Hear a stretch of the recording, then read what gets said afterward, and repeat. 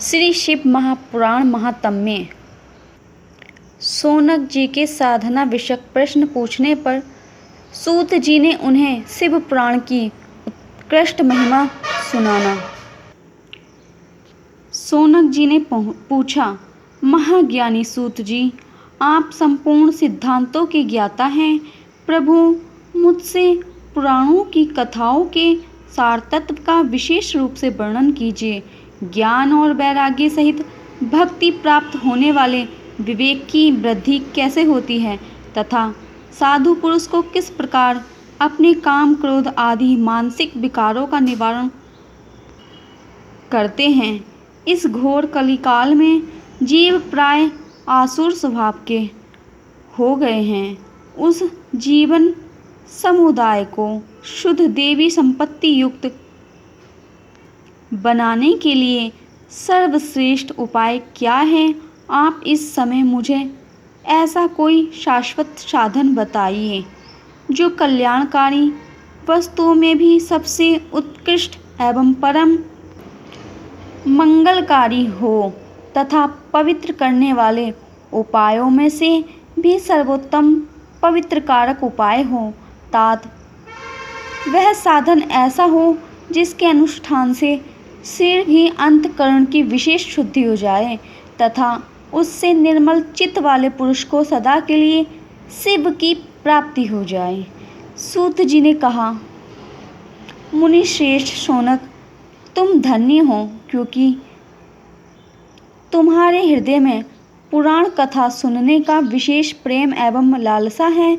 इसलिए मैं शुद्ध बुद्धि से विचार कर तुमसे परम उत्तम शास्त्र का वर्णन करता हूँ। वत्स, वह संपूर्ण शास्त्रों के सिद्धांतों से संपन्न भक्ति आदि को बढ़ाने वाला तथा भगवान शिव को संतुष्ट करने वाला, कर्णों के लिए रसायन अमृत स्वरूप तथा दिव्य है। तुम उसे श्रवण करो। मुनि, वह परम उत्तम शास्त्र है। वह उत्तम शास्त्र शिव महापुराण है, जिसका पूर्व काल में भगवान शिव ने ही स्वयं प्रवचन किया था। यह काल रूपी सर्प से प्राप्त होने वाले महान त्रास का विनाश करने वाला उत्तम साधन है। गुरुदेव व्यास जी ने सनत कुमार मुनि जी के उपदेश को पाकर बड़े आदर से संक्षेप में इस पुराण का प्रतिपादन किया है। इस पुराण के प्रणयन का उद्देश्य कल युग में उत्पन्न होने वाले मनुष्यों के परम हित का साधन है। यह शिव महापुराण परम उत्तम शास्त्र है।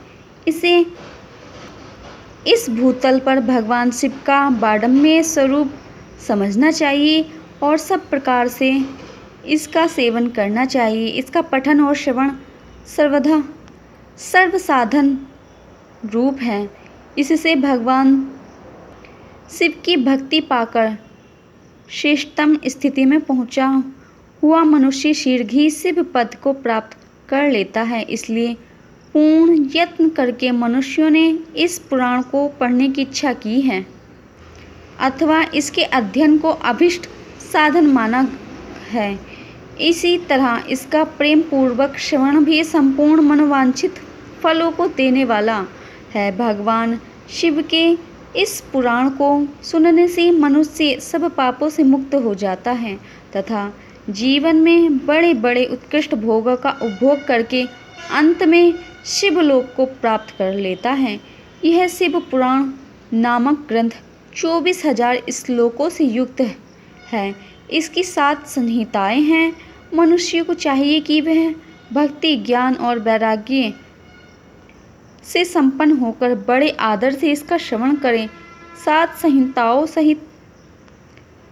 संहिताओं से युक्त ये दिव्य शिव महापुराण ब्रह्म परमात्मा समान विराजमान है और सबसे उत्कृष्ट गति प्रदान करने वाला है। जो निरंतर अनुसंधान पूर्वक इस शिव पुराण को वाचता है अथवा नित्य प्रेम पूर्वक इसका पाठ मात्र करता है वह पुण्यात्मा है, इसमें संशय नहीं है। जो उत्तम बुद्धि वाला पुरुष अंतकाल में भक्तिपूर्वक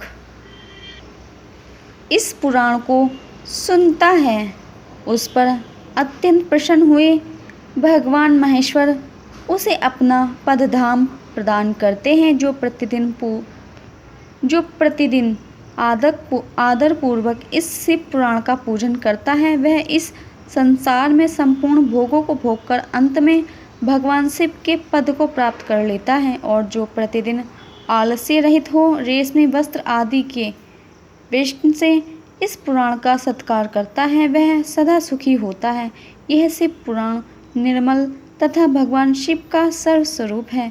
जो इहलोक और परलोक में भी सुख चाहता हो उसे आदर के साथ यत्नपूर्वक इसका सेवन करना चाहिए। यह निर्मल एवं उत्तम शिव महापुराण धर्म अर्थ काम और मोक्ष चारों पुरुषार्थों को देने वाला है। अतः सदा प्रेम पूर्वक इसका श्रवण एवं विशेष पाठ करना चाहिए। बोलो भगवान शिव की जय। हर हर महादेव।